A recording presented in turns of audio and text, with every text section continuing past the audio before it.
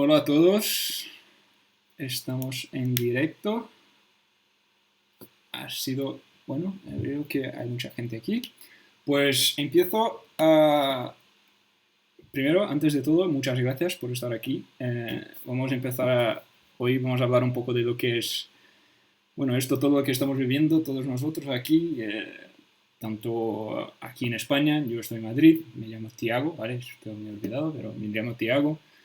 Estoy aquí en Madrid y, como todos sabéis, estamos viviendo una cosa muy diferente, ¿vale? Entonces, lo que vamos a hacer hoy es hablar un poco del vocabulario que hacemos en la cuarentena, que estamos oyendo bastante últimamente en las noticias, que estamos leyendo, un poco de todo esto que está pasando en el mundo, y vamos a hablar con nada mejor que un tutor que nos puede explicar muy bien lo que todo es esto, y él sí que va, esto si tenéis dudas podéis poner aquí en los comentarios también las palabras que quieren hacer, que tengáis dudas o lo que sea, podéis poner aquí y los vamos a contestar, en la medida de lo posible, ¿verdad? Pero vamos a intentar contestar a todos. Y no os olvidéis también de poner un like también en nuestro canal aquí. Estamos empezando a hacer toda esta producción de contenidos nuevos para todos. Entonces vamos a hacer estas clases para que podáis aprender aún más en inglés, ¿vale? Y para los que no conocen todavía el Cambly es una plataforma para que os podéis empezar a aprender inglés con profesores nativos, ¿vale? Lo que es esto es lo que vamos a hacer hoy. Hoy vamos a hablar con Gui, que es un tutor nuestro de Cambly, es uno de los mejores que hay, y entonces vas a poder aprender más y con estos de vocabulario, ¿vale? Entonces ahora os presento un poco, vamos a hacer todo en inglés, ¿vale? Si tenéis alguna duda ponéis en los comentarios, pero vamos a hacer todo en inglés a partir de ahora, ¿vale? Entonces no os olvidéis de poner ahí los comentarios y compartir este enlace para que tus amigos y todos más podéis aprender también con nosotros, ¿vale? So, Gui, let's start with you. Thank you very much for your time with us. And before we start, talk a little bit about you, present yourself for everybody that is listening. Most of the people are from Spanish-speaking countries, so they're from Spain, from Colombia, Argentina, Peru, Colombia, where else? Well, a lot of Spanish-speaking countries, okay? But Latin America, Central America, and Spain. So present yourself and we'll be listening to you. Sure. Thank you, Tiago. Thank you for bringing me online live today. It's a pleasure to be doing this. It's a pleasure to be part of the Cambly family. Saludos to all my friends watching. Let us know in the comments where you guys from, what city, what country. Please interact with us. We love having you watching us. My name is Gui. I was born in Brazil, but I lived most of my life in Florida. I lived in a few different cities. My father's work was relocated when I was very young, so me and my family, we moved to Florida. I studied all through elementary school, middle school, high school, eventually college and university. So all my education was done in America. I first received an AA degree, which we call an Associates of Arts degree. And it's sort of a transition into a bachelor's, like what we would know as a 4 or 5 year program, like a regular program. And I did graphic design. And then I switched over to fine arts. So I actually have a Bachelor of Fine Arts with a focus in drawing and painting and a minors in art history. So I love talking about art. I love teaching art. I think we're going to touch upon a few artistic ideas today. And yes. Right now I am living in Rio de Janeiro, which is where I was born. And yeah, let's have some conversations today about things we can do in this weird time of the corona, the COVID-19, and also learn some English. So yeah, thank you for having me. All right, that's nice. That's nice. Well, there I can see here now a lot of people, as you said, just say about where they're living and where they're from. A lot of people here from Mexico, Panama, Ecuador, and Colombia.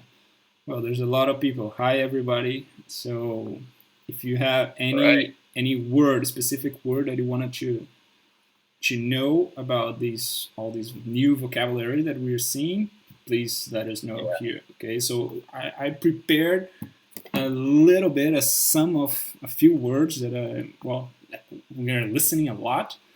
So maybe you can explain to us what is that. Okay, so first of all, like what is the quarantine? What did that mean actually? So Nice. it's very similar to the word in Spanish, cuarentena. But I mean, there's a few different things, especially related to self quarantine and self isolation. There is some differentiation between those two. What is the? Tell a little bit more about that. Sure. I think all the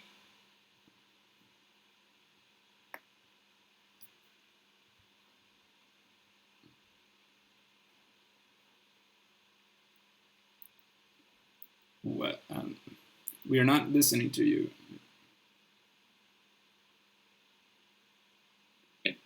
right.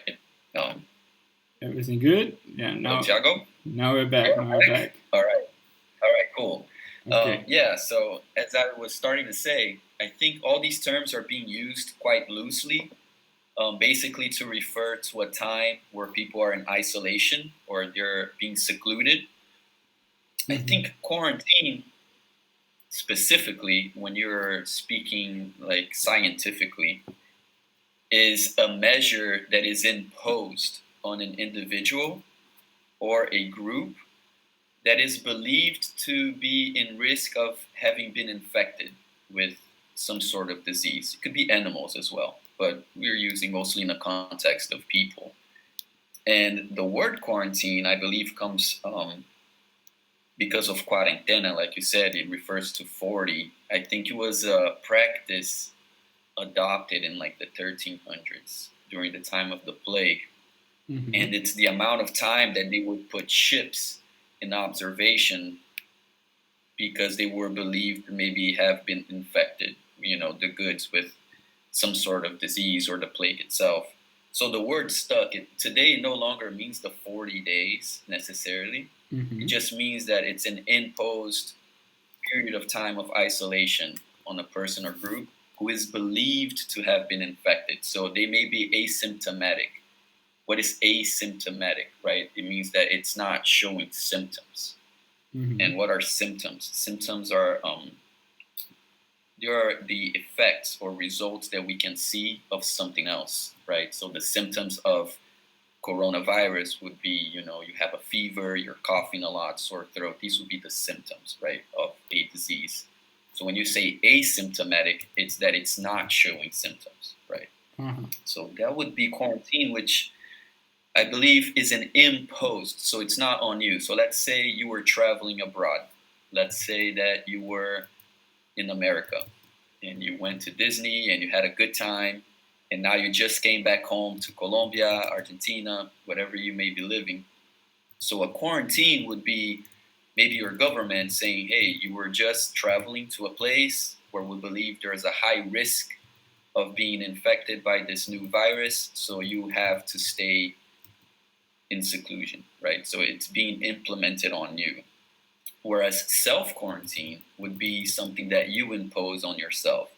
So maybe you were traveling, you came back home, you know the risks, so you put yourself in quarantine, right? All right. That's interesting.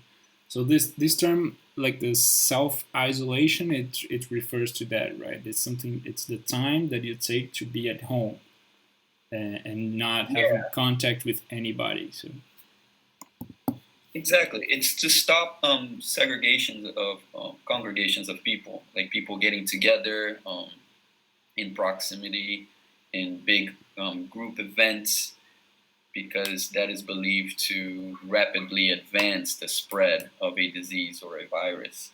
Now I'm getting medical here because I did the research to try to understand the difference in the medical terms. I guess isolation would be similar to quarantine, but it would be isolating people who are showing symptoms or who are believed to have been exposed. Whereas quarantine, you are preventing people who are asymptomatic.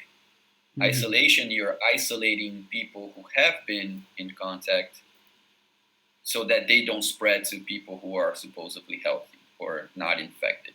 So that'll be the medical difference from what I did my research. I'm not a doctor. But yeah, that's what I found, and I thought it was interesting.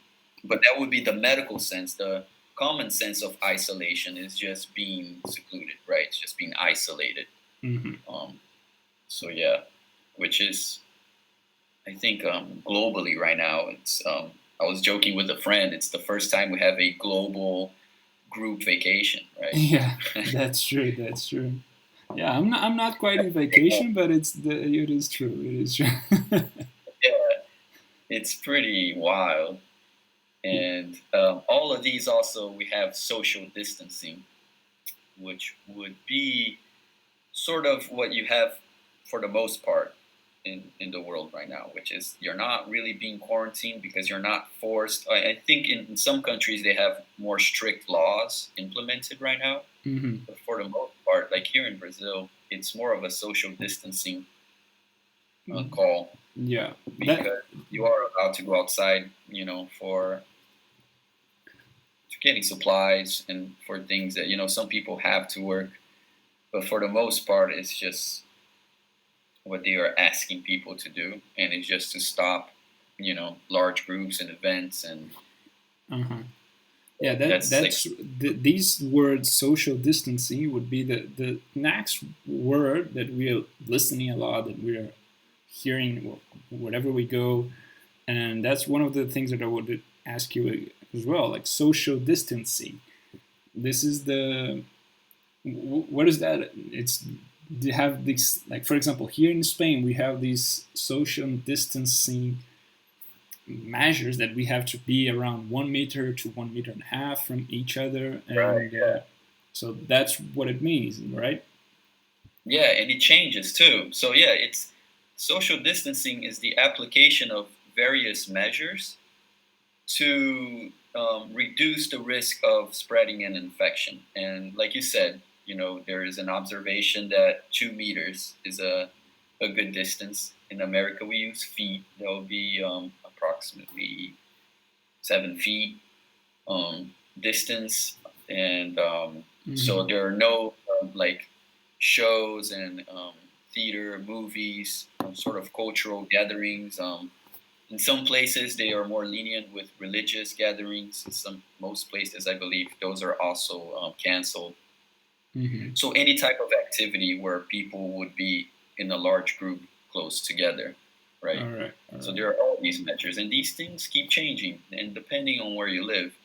So I know here there was no measure against going outside to exercise, right?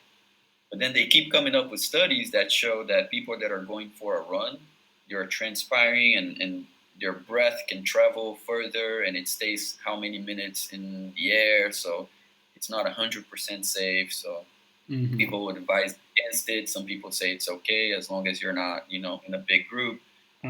It's a lot of information, I think, for almost everybody to take in and know exactly what measures are safe and which aren't. So I think staying home is the safe bet, right? Yeah, that's true. Because that is the safest bet, but it's also hard because it leads me to another term which is very popular in America, which is cabin fever. What is that? What is that? Can you write it down in the chat for us to see it? How we can write it, and you explain what does that even mean? Yeah, of course. I'll write it down. It's called cabin fever. And a fever would be, when you have a fever, like you're sick, right? You have high temperature, you feel awful, just like a regular fever. So it would be a fever that you get from being stuck in a cabin. That's where the term comes from. Interesting. And what it really means is just the claustrophobic or the stress that a person or a group will feel because they are stuck inside for a long time, right? Whether it's imposed or not. So it's just when you get restless, you really feel like you have to go outside. You don't know what to do with yourself. You don't know what to do with your time. You're just... You feel anxious, right? Yeah, you get anxious. And by the way, if you're feeling some of these symptoms, let me know that it's completely normal. I think 99% of the world is going through it right now. That's true. So find ways to connect with your friends, connect with your tutor on Cambly, do things to pass your time, call your family, and because, it's awkward for us. We're not used to this situation. It's the first time, that we all have to experience this. So it's completely normal to have anxiety, to feel stressed, to feel claustrophobic, So reach out to someone, and it's completely normal. We're all going through it. But that would be cabin fever. It's a funny little term, but it's used a lot, in America. So it's a good one to know. That's interesting. Did you get it in chat? I wanted to, since we're saying about being home, I read a very interesting question here from the people who were putting the comments, and it's from Vanessa. And hi, Vanessa. And she asked about how to apply the correct verb to say that I'm working from home, and why home office is used in the companies. So how about this work from home office? How's the correct sentence? How to put that into a very interesting and good sentence? Right. Yeah. So very good. I'm working from home is perfect. To work, the verb. So you are working. I had a student the other day, we were talking on Cambly. He said, I'm jobbing from home. So I explained that job is usually, where you work. It's the company you work for. It's your position. We don't use it as a verb, so we would use work. So that's perfect. I'm working from home. Home office comes from... That's it. You had another question? Yeah, just write it down in the chat for everybody can see how to apply that. It will be interesting and then everybody can see it. And that's... So by you working from home implies that you are either doing it now, or that's the type of job that you have. It's a permanent condition of your work. So I am working from home. It could be that I am working from home now, or I am working from home in general, right? So which would be your home office. Oh, interesting. So where does that come from, right? Let me just 1 second. Para todos os que queréis saber un poco de lo que estamos, cómo funciona un poco esto, podéis ver aquí en este chat, ¿vale? Que tenemos aquí al lado. Esto es donde en una clase normal vais a poder, cuando tenéis alguna duda, o pedir para que el tutor ponga aquí al lado la palabra, y podéis ver que aquí hay un símbolo. Entonces, por ejemplo, I am working from home. Entonces, si no sabéis exactamente lo que es esto, ponga aquí y te va a dar la traducción. Estoy trabajando desde casa. Entonces, esto es una manera bastante interesante de aprender aún más en inglés cuando no sabes exactamente cuál es la palabra. But, well, let's go back to English. I was just trying to explain a little bit about the platform itself. Perfect. Yeah, perfectly put. I lived in Miami for many years, so... So you can speak a little bit of Spanish.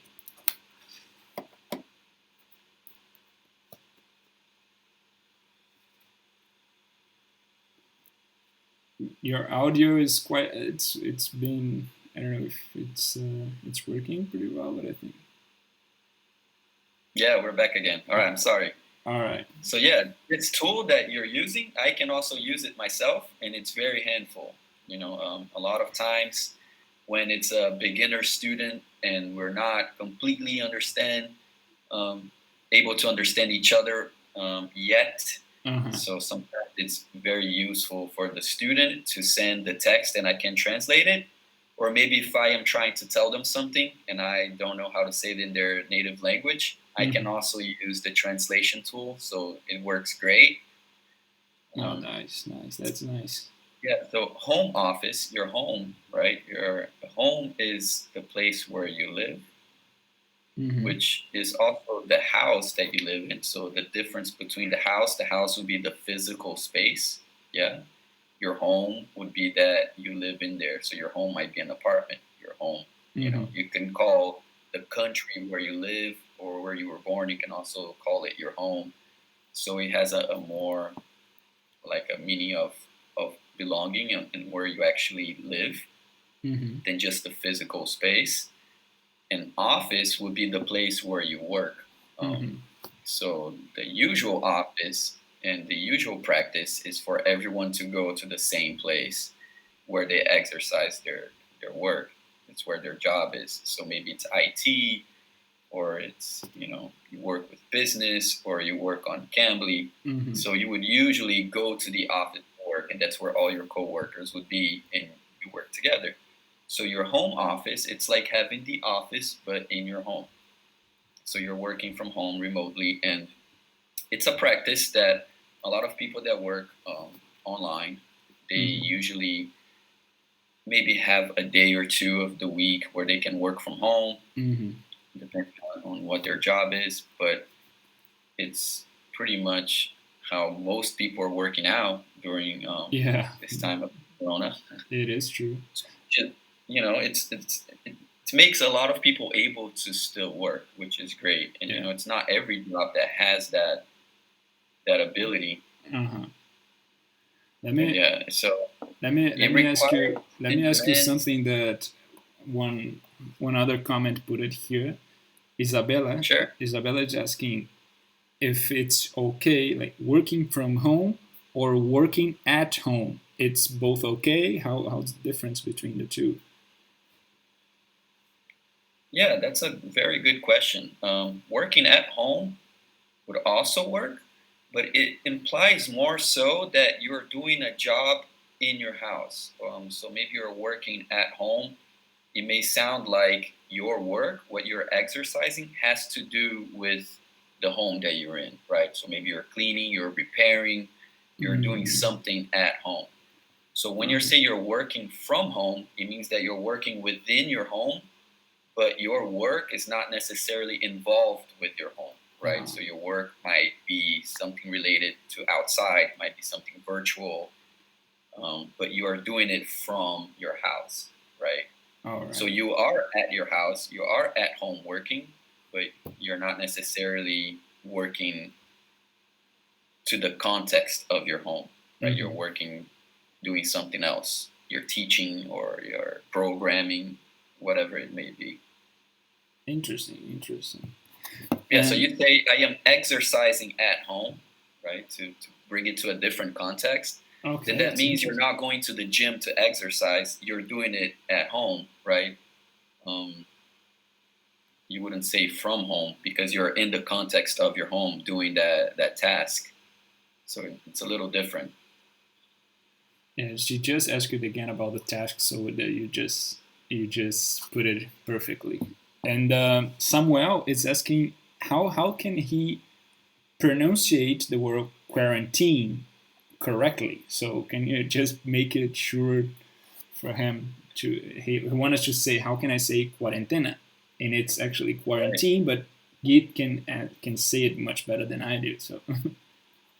Well, so yeah, that is an interesting technique we teach a lot of our students. It's called shadowing. So you will have your online class with your tutor, and all the classes are recorded. You can watch them again. So it's a very good practice that you revisit the lesson, and you can pay attention to how your tutor is pronouncing every word, basically, and how you are pronouncing. And then you can find points of difference, and you try to imitate, which we call shadowing, to improve your pronunciation. So the way that I pronounce it is quarantine, right? Quarantine. There are two vowels in there, the UA, and a lot of Brazilians and a lot of people who speak Spanish and Portuguese for that matter, we tend to sound all those vowels, so quarantine, but it's more like a single sound of quarantine. Quarantine. That's interesting. Quarantine. I never thought about it. I was just using, as you said, quarantine. It is interesting. Yeah. There are nuances there. It depends on your accent, where you live, which is also another very interesting point in Cambly is that we have tutors not only from America, which we have many different accents, right? You might get a Yankee accent from New York, a Southern accent, maybe from Louisiana, a Californian accent, which is kind of laid back. And you also have British tutors, you have Australian tutors, you have tutors from South Africa, from Ireland, so you really enhances your ability to hear and pay attention. And depending on where you're actually intending to travel or work, you can practice with a tutor with a specific accent, so that is also helpful. That's true. That's perfectly put it. And let me ask you about one other thing that we're hearing and reading wherever we go now. It's about flatten the curve. So that's, we already know there's the curve about the contagious. A lot of people are getting sick. So what everybody's talking about, the flattening the curve, how it's actually mean, what is that? Right. So to start to flatten something is when you take something round, 3D, and you're making it 2D, so you're making it flat, right? So like we call it like a piece of paper would be something flat. It has no dimension.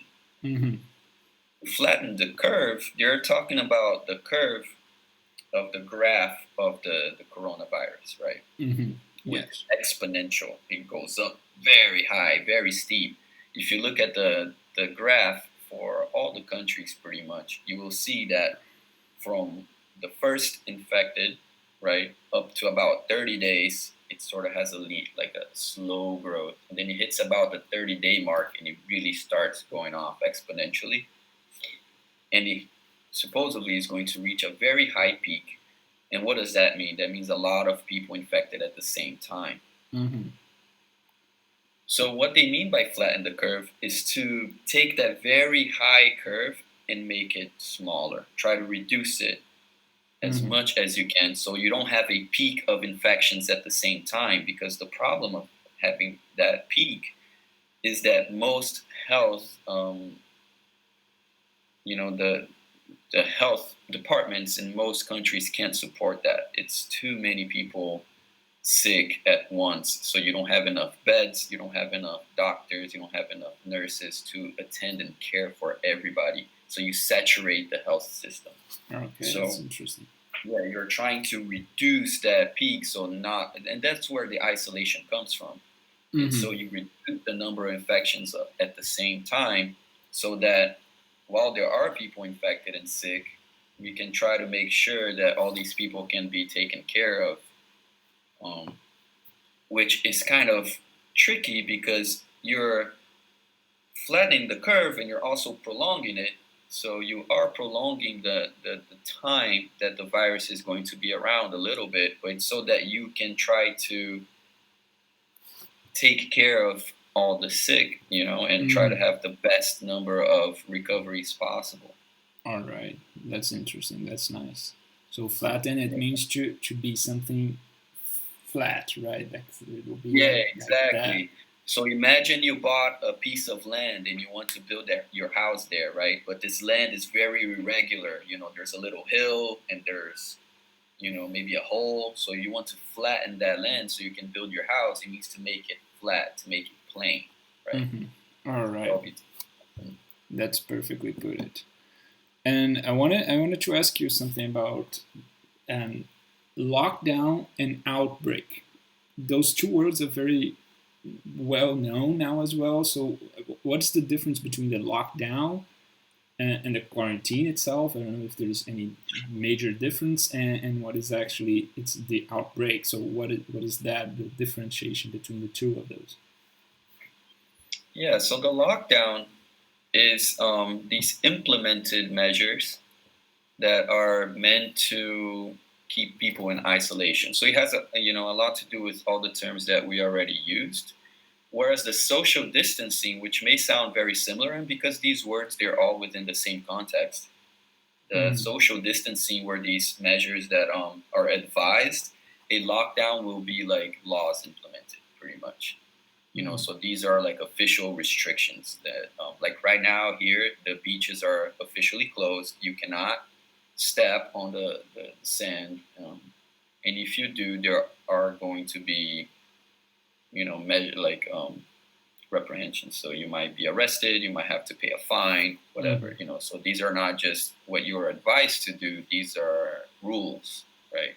Okay. And it's usually when you shut something down.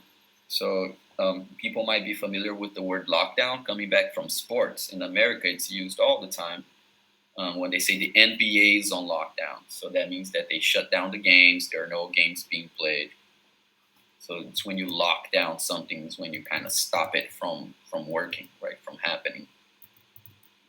All right. And the other one was outbreak, right? Yes. Outbreak is there is a sudden spread or burst of something.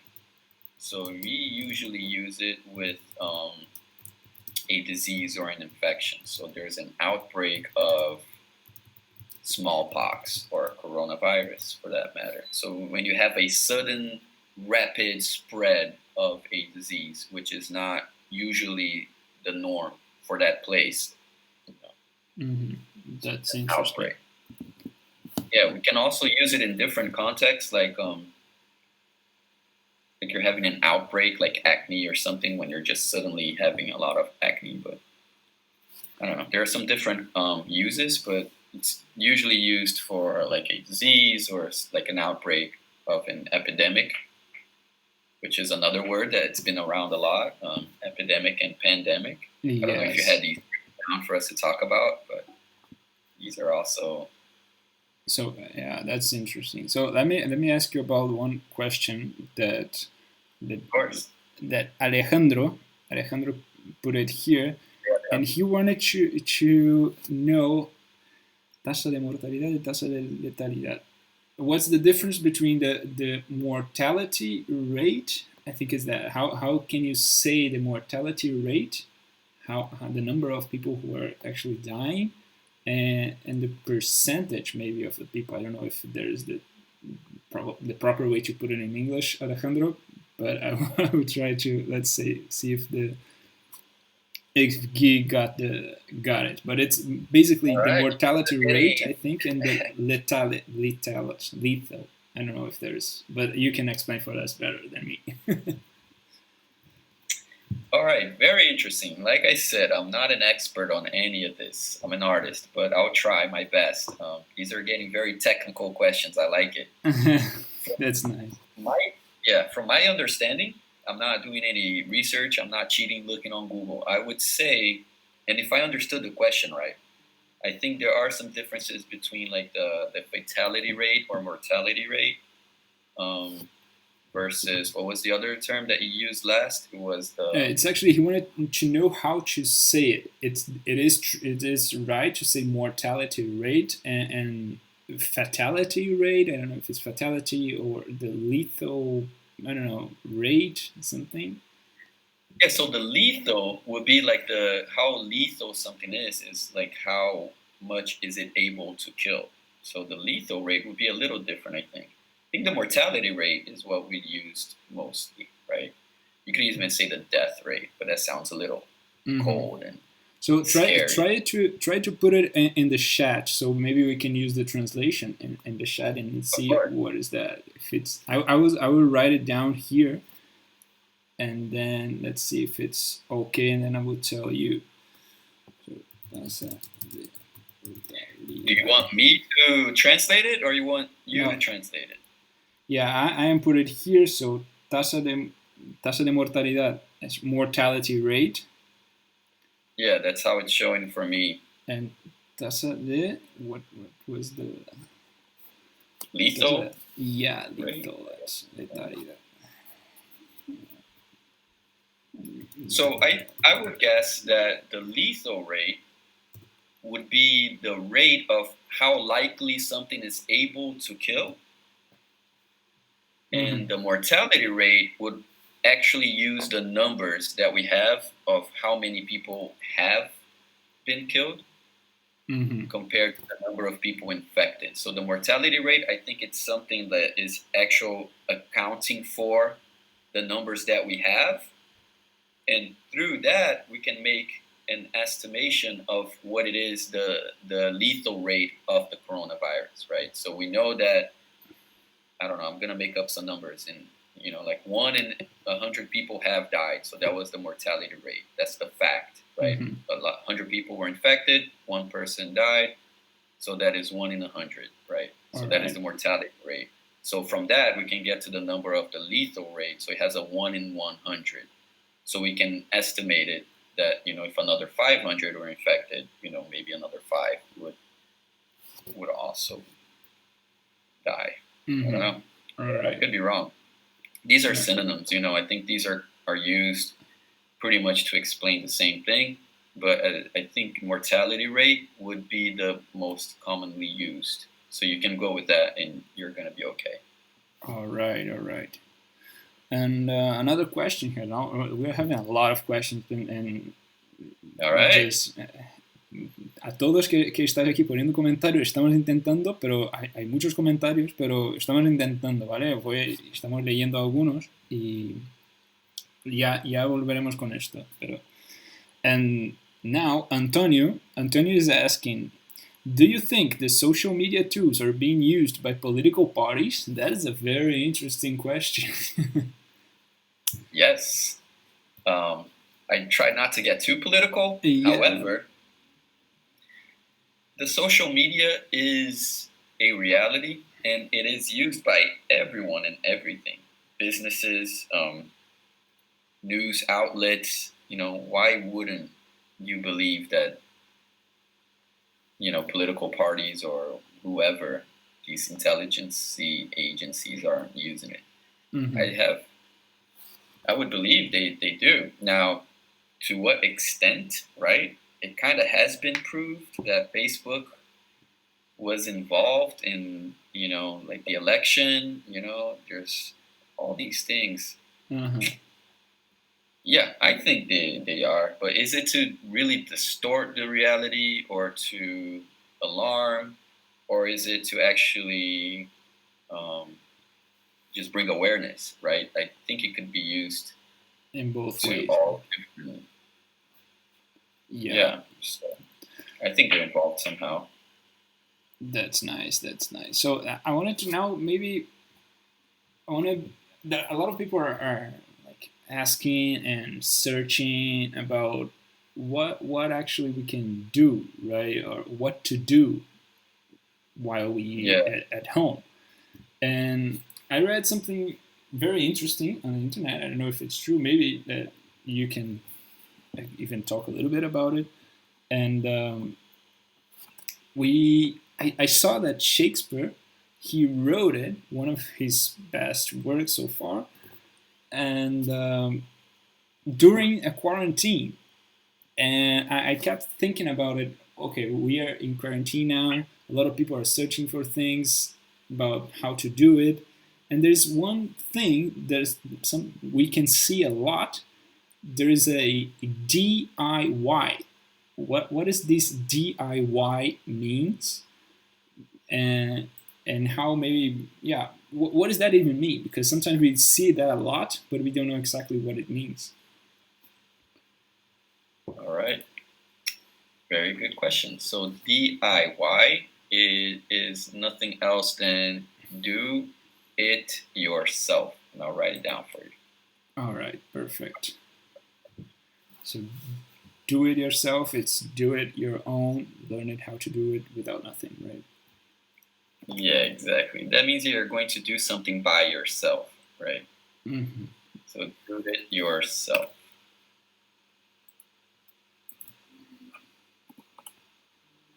So you're not going to rely on other people to do it. You're just going to go there, do it yourself. That's not, because sometimes we see that a lot. So DIY, it's DIY, and then we have to search it for it. So it's interesting to know and do it yourself. So do it yourself. And then we put it here. Do it yourself. Let's see how the translation goes here. So hazlo tú mismo. Exactamente. So that's interesting. So as you said, it just could see everybody now. We just put it the translation, and then we saw how it's the do it yourself. It's hazlo tú mismo. So that was very interesting. Very interesting. It's an acronym. Acronyms are used a lot in English. An acronym. Want me to write down this word? Yeah, because that's a tricky word as well. So it's different. It's difficult. Yeah, these are acronyms, right? So when you take the first letter from each word, for example, AFK, away from keyboard, right? So if I had to excuse myself for a second for whatever reason, I say, hey, I'll be AFK for a minute. That means I will be away from my keyboard. We use it also in laughter to express we're laughing. In text, all the time we use LOL, right? Out loud. We use these all the time in English. Be right back. BRB. That means I'll be right back. That's interesting, and it comes to a very interesting question that Raquel, she put it in the very interesting, as we say in these acronyms. She asked about what does social media even mean? What is that social media? Good question. Let's figure it out together. Social media, what is media, right? Media is a platform. It's a place where something is being done. So it's a virtual media, right? I guess social media, yeah. I don't know why they chose social exactly. It is a part of a virtual media because it's online, it's virtual. And it's a community.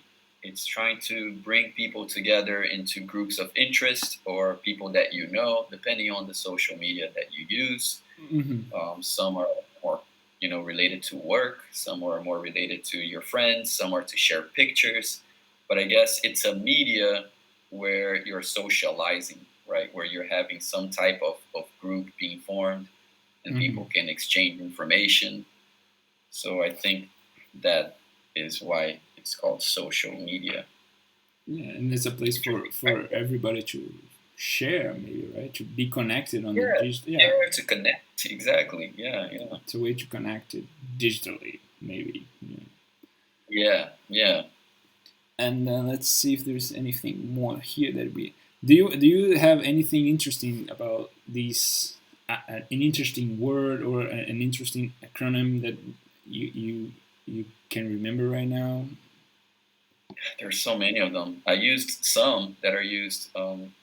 There's talk to you later. Talk to you later.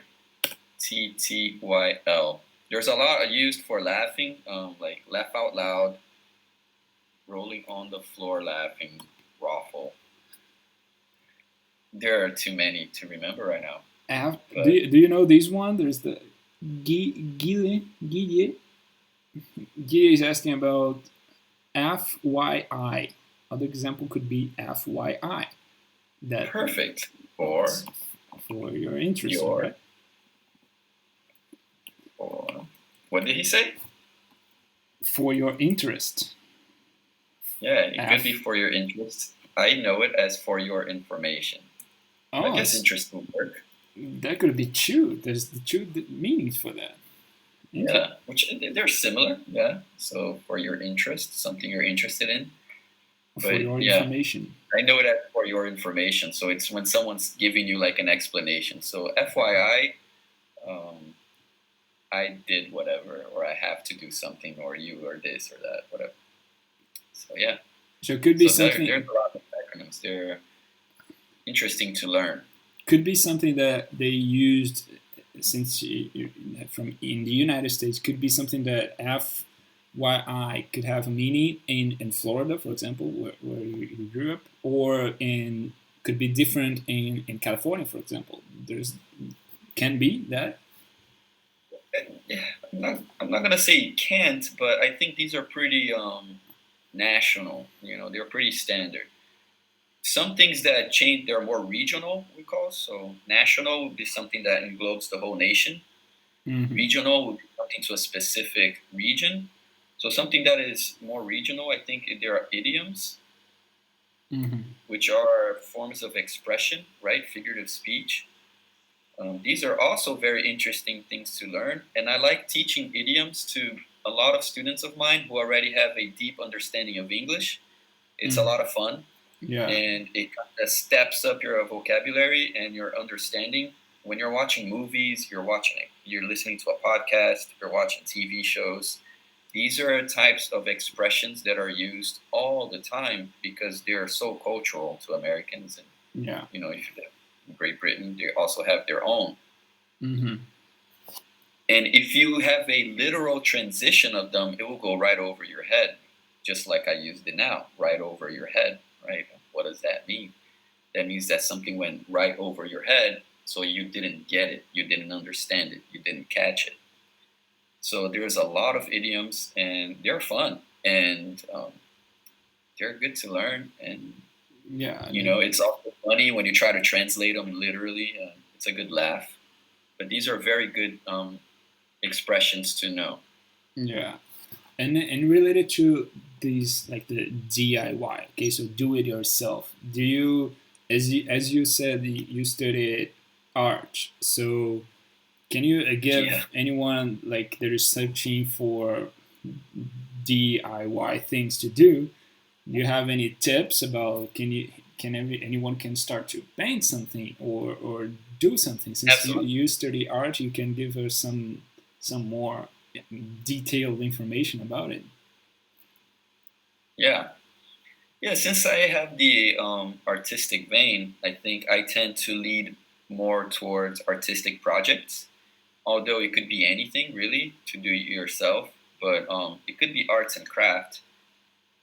Look around the house, find interesting things to do. I think the easiest thing that you could do is, I guess, collaging, which I guess you could get magazines, old books, drawings, find different interesting patterns in old cloth or something that you don't use anymore, and start cutting things up and putting it together.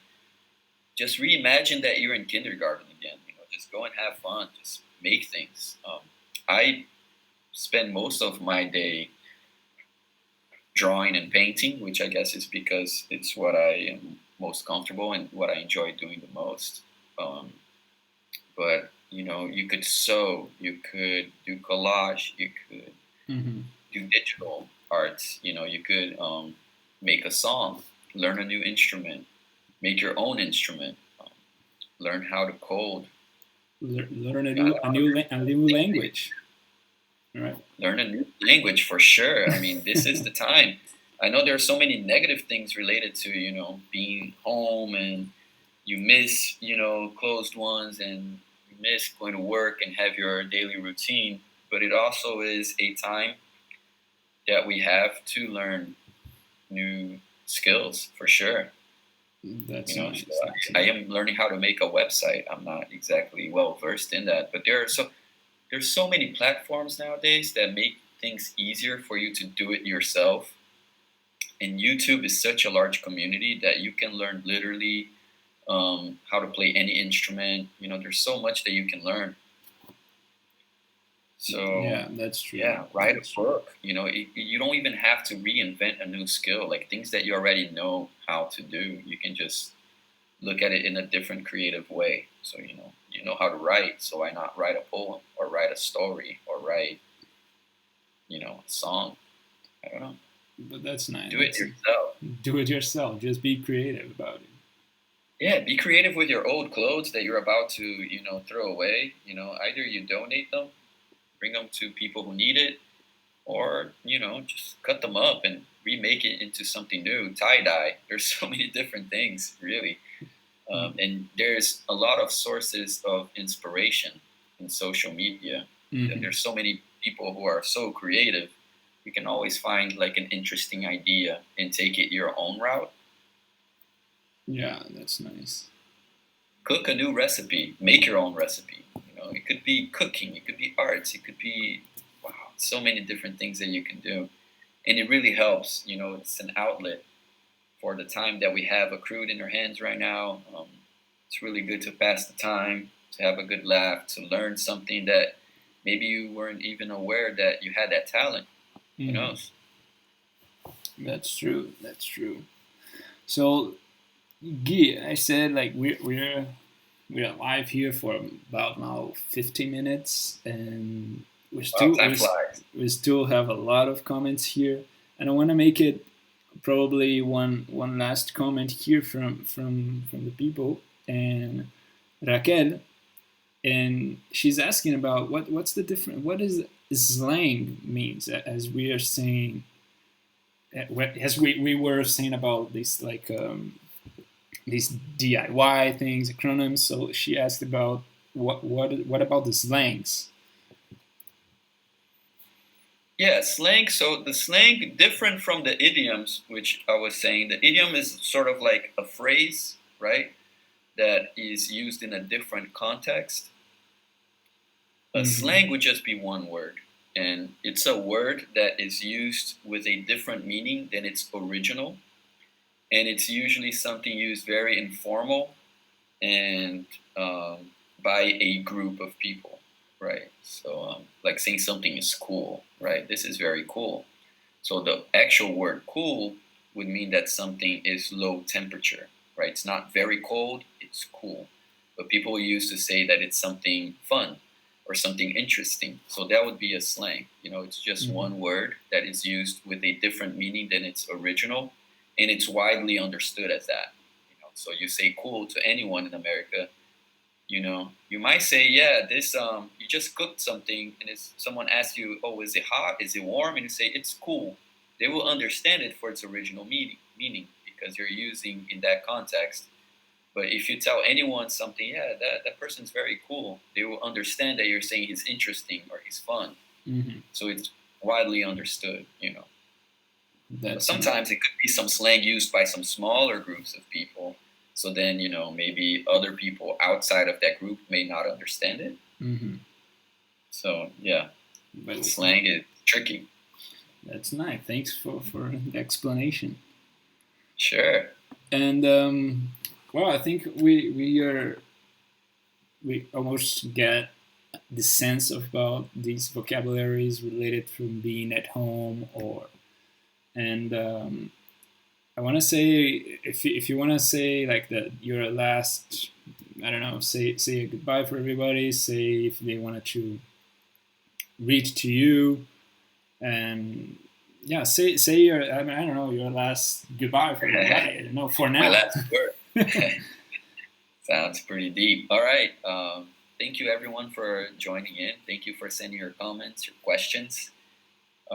So in this weird time, I am available a lot. My schedule is pretty extensive. So depending on your time zone, I'm pretty sure that we could find a good time to do our first class together. It would be a pleasure. I enjoy teaching many different types of classes. If your English is not so advanced to carry a beginning to standard conversation, we can do lessons together. Cambly is very diverse. It can really accommodate for all kinds of levels of learning English. And I would love to meet you and have a good chat and teach you and help you learn some new vocabulary or help you prepare for a job interview or for a test or just your conversation in general. And thank you very much. Yeah, it was very fun doing this. Thank you, Tiago, for having me. Thank you for Cambly, once again, for all the opportunities that you guys have been giving me. I really enjoyed it. That's nice. Bueno, ahora os voy a decir algo bastante rápido. Quiero decir muchas gracias otra vez a todos vosotros que estáis aquí con nosotros. Bueno, estáis aquí poniendo los comentarios. He visto que hay mucha gente, especialmente he visto 2 personas que han puesto, nos han ayudado bastante. Antonio, muchas gracias. Y Samuel, habéis contestado muchas de las preguntas aquí, entonces hemos visto, gracias otra vez por esto, por estar ahí y nos ayudar también con esto de contestar, ¿vale? He visto que hay muchos comentarios. Y una última cosa, para los que queréis empezar, he visto también Fiorella, si no me equivoco, Fiorella, que quiere empezar a hablar inglés.